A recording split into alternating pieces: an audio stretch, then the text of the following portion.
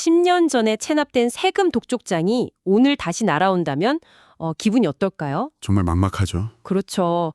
법으로 정해진 5년, 10년이라는 시간이 지났으니까 이제 끝났다. 이렇게 생각했는데 말이죠. 네, 끝나지 않는 빚의 굴레에 갇힌 기분일 겁니다. 실제로 이런 일 때문에 정말 오랫동안 고통받는 분들이 정말 많다고 들었습니다. 맞습니다. 오늘은 바로 이 풀리지 않는 매듭, 국세 체납의 소멸시효 문제를 아주 깊이 파고들어 보려고 합니다. 네. 저희가 받은 자료는 국세기본법의 핵심 조항들이랑 또 이 법의 허점을 파고들어서 10년 넘은 빚의 족쇄를 끊어낸 아주 흥미로운 실제 사례 하나입니다. 네, 아주 중요한 사례죠. 그래서 이번 탐구의 목표는 명확합니다.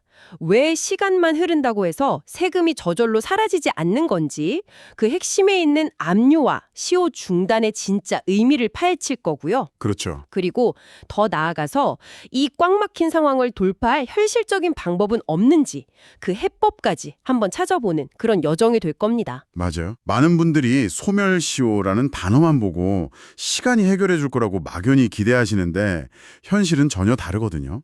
다른가요? 네, 법에는 시효의 중단이라는 아주 강력한 장치가 숨어 있기 때문이죠. 오늘 이 법적 균형이 실제 사례에서 어떻게 작용했고 또 어떻게 그 논리를 역이용해서 문제를 해결했는지 따라가다 보면 아마 답답했던 속이 뻥 뚫리는 듯한 그런 아하 하는 순간을 경험하시게 될 겁니다. 좋습니다. 자, 그럼 그 아하의 순간을 향해 한번 들어가 보죠. 우선 법조항부터 차근차근 짚어봐야 할 것 같아요. 네, 그게 순서죠. 국세기본법을 보면 납세 의무의 소멸 조건이 나와 있잖아요. 세금을 다 내거나 부과가 취소되거나, 그리고 마지막으로 소멸시효가 완성된 때라고요. 네, 바로 그 소멸시효 기간이 제27조에 명시되어 있죠. 아, 다음 조항이요? 네, 국세징수권은 원칙적으로 5년간 행사하지 않으면 시효가 완성돼요. 5년. 다만 체납된 국세가 5억 원 이상이면 그 기간이 10년으로 늘어납니다. 5년 또는 10년. 숫자만 보면 아주 명확해 보이는데요? 그렇죠. 그런데 왜 현실에서는 15년, 20년 된 세금도 계속 독촉을 받는 걸까요? 이 법조항이 그냥 장식은 아닐 텐데요. 여기서 바로 첫 번째 핵심 개념이 등장합니다. 네. 바로 제28조, 소멸시효의 중단과 정지 조항이죠. 중단과 정지. 이게 다른 건가요? 아, 네. 비슷해 보이지만 완전히 다른 개념이에요. 정지는 특정 기간 동안 잠시 시계가 멈추는 일시정지 버튼 같은 겁니다. 아, 일시정지. 네. 예를 들어 소송이 진행되는 기간 동안은 시효 카운트가 잠시 멈췄다가 소송이 끝나면 이어서 가는 식이죠. 아하, 잠시 멈췄다가 다시 이어서 가는 거군요. 그럼 중단은요? 훨씬 더 강력하죠. 중단은 리셋 버튼입니다. 리셋이요. 네, 그때까지 흘러온 시간이 얼마든 상관없이 중단 사유가 발생하는 순간 시효 전체가 완전히 초기화돼서 처음부터 다시 시작해요. 와, 처음부터 다시요? 네, 그리고 그 대표적인 중단 사유가 바로 납세고지, 독촉, 그리고 가장 강력한 압류입니다. 그러니까 세무서에서 독촉장 한번 보내면 그때까지 흐른 시간이 전부 무효가 되고 맞습니다. 다시 5년 카운트가 시작된다 이 말씀이시네요? 바로 그겁니다. 그런데 압류가 가장 강력하다는 건 어떤 의미일까요? 그러게요. 고지나 독촉은 시효를 리셋시키긴 하지만 그 후로 시간이 다시 흘러가잖아요? 네, 그렇죠. 하지만 압류는 다릅니다. 재산을 압류하는 순간 시효가 리셋될 뿐만 아니라 그 압류가 풀릴 때까지 시계 자체가 아예 멈춰버립니다. 멈춰버린다고요? 네. 10년이고 20년이고 압류가 유지되는 동안은 소멸시효라는 개념 자체가 그냥 의미가 없어지는 거죠. 와, 정말 무서운 조항이네요. 이게 정부 입장에서 보면 세금 징수를 위해 필요한 장치겠지만 체납자 입장에서는 정말 영원히 벗어날 수 없는 법적 족쇄처럼 느껴지겠어요. 바로 그겁니다. 재산 하나가 압류됐다는 그 이유만으로 시간이 아무리 흘러도 빚이 전혀 줄어들지 않는 상황이니까요. 네, 바로 그 지점 때문에 오늘 우리가 다룰 사례가 더욱 중요해지는 겁니다. 법의 논리가 이렇다면 이 족쇄를 풀 방법이 과연 있을까 싶네요. 그렇죠. 법조항만 보면 정말 희망이 없어 보이는데, 그런데 여기 이 거대한 벽을 정면으로 뚫고 나간 사례가 있습니다. 네, 경기도 수원에 사는 김오호님의 이야기죠. 네. 이분의 사연을 좀 더 들여다보면 상황이 얼마나 절망적이었는지 알 수 있어요. 2014년에 과거에 매도했던 건물 때문에 양도소득세가 약 1억 5천만 원 부과됐어요. 1억 5천만 원. 적은 돈이 아니네요. 그렇죠. 그런데 그 직후에 사기 피해를 당하면서 전 재산을 잃고 경제적으로 완전히 무너지셨던 거죠. 아, 세금을 낼 여력이 전혀 없었고 결국 국세청은 김오호님 소유로 되어 있던 경북 영양군의 임야 7필지를 압류했습니다. 2014년에 발생한 세금이니까 우리가 이야기 나눈 사례가 해결된 시점까지는 10년이 훌쩍 넘었네요. 네, 그렇죠. 하지만 임야가 압류되었기 때문에 방금 설명해 주신 소멸시효 중단 규정에 따라서 10년이 지나도 납세 의무는 그대로 살아있었던 거고요. 맞습니다. 정말 막막한 상황이었죠. 10년 넘게 독촉을 받으면서도 법적으로는 아무것도 할 수 없는 상태였으니까요. 와... 여기서 대부분의 사람들은 포기하거나 그저 시간이 해결해 주길 기다립니다. 하지만 김호원님과 이 사건을 도운 조력자들은 다른 길을 선택했어요. 다른 길이요? 법적으로 시효가 멈춰 있는데 다른 방법이 있었나요? 여기서 정말 중요한 관점의 전환이 일어납니다. 관점의 전환? 시간이 10년이나 지났으니 시효를 완성해달라는 막연한 주장을 벌인 거예요. 아... 그건 법리적으로 이길 수 없는 싸움이니까요.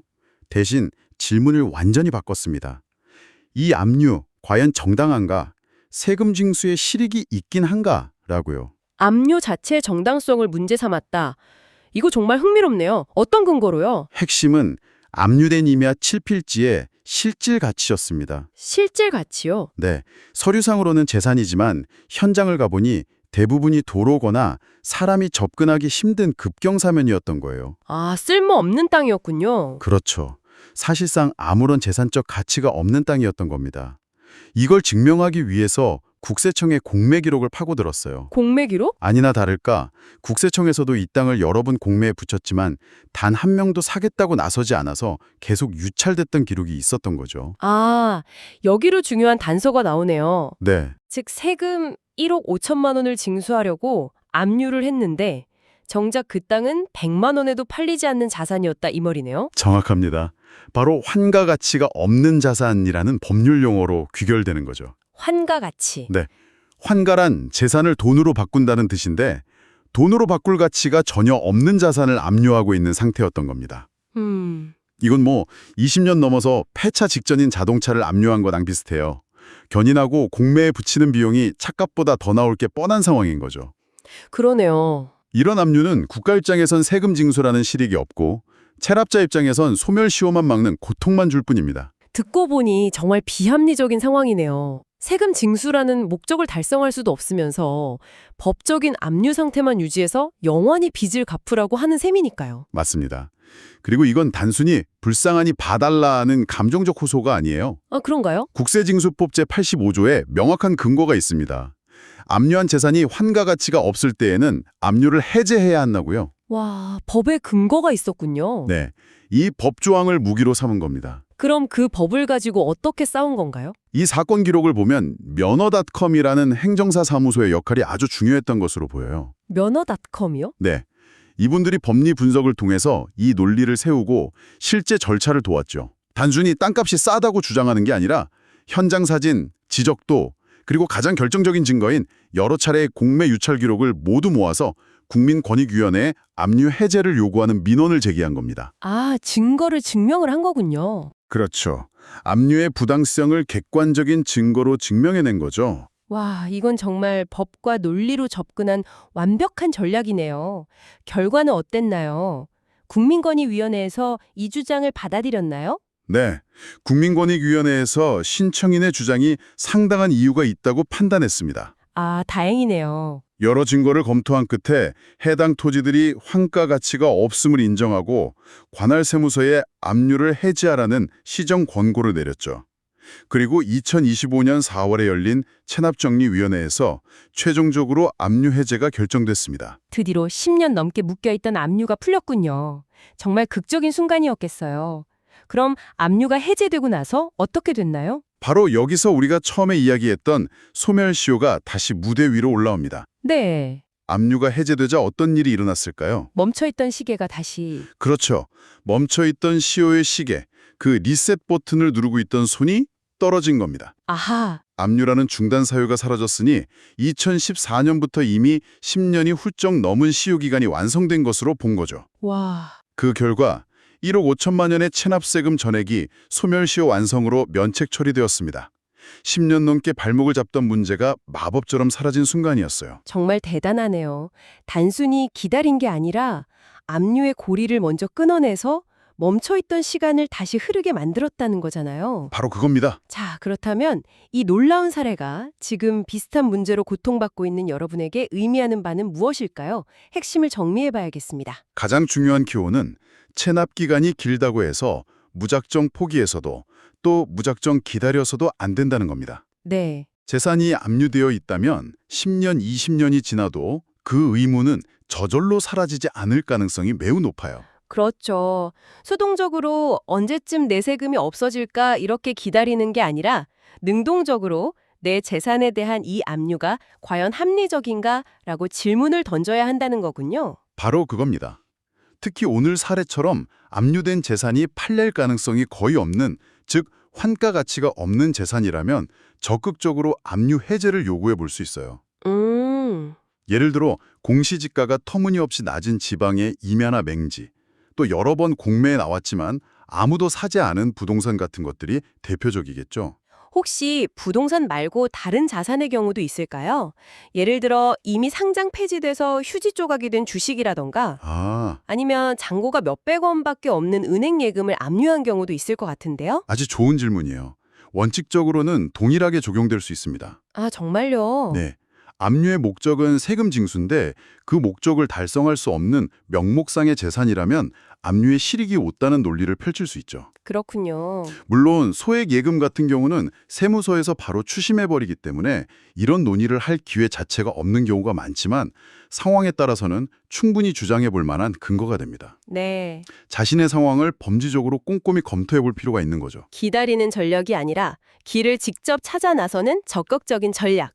이게 오늘 이야기의 핵심인 것 같네요. 맞습니다. 오늘은 국세 체납의 소멸시효라는 복잡하고 막막한 미로를 함께 탐험해 봤습니다. 네. 단순히 시간이 흐른다고 해서 출구가 열리는 게 아니라 압류라는 강력한 장치 때문에 영원히 갇힐 수도 있다는 사실을 알게 됐죠. 그렇죠. 하지만 환가 가치 없는 재산에 대한 압류 해제 요구라는 아주 날카로운 열쇠로 그 미로를 탈출한 실제 사례도 확인할 수 있었습니다. 맞아요. 오늘 사례는 법을 어떻게 해석하고 활용하는지에 따라 한 사람의 인생이 얼마나 극적으로 바뀔 수 있는지를 보여주는 좋은 예시입니다. 네, 자신의 상황을 감정적으로 호소하는 데 그치지 않고 법리적으로 분석하고 객관적인 증거를 통해 올바른 절차를 밟는 것이 무엇보다 중요하다는 점을 꼭 기억하셨으면 좋겠어요. 사실 이런 법적 분석과 증거 수집, 그리고 행정 절차를 혼자서 진행하기는 정말 어렵잖아요. 어렵죠. 오늘 우리가 깊이 살펴본 김모호님의 사례 역시 행정사 사무소 면허닷컴이라는 전문가 그룹이 함께했기에 가능했던 일입니다. 네, 전문가의 조력이 컸죠. 만약 지금 비슷한 문제로 어디서부터 시작해야 할지 막막하시다면 이런 전문가의 도움을 고려해 보시는 것도 현실적인 방법이 될 수 있습니다. 네, 그게 현명한 방법일 수 있습니다. 저희가 확인해 보니 면허닷컴은 오늘 다룬 국세 체납이나 압류 문제는 물론이고요. 건강보험료나 국민연금 같은 다른 공공채권의 소멸시효 완성을 전문적으로 다루는 곳이라고 해요. 아, 다른 공공채권도 다루는군요. 네, 전국 어디서나 무료로 초기 상담이 가능하다고 하니까요.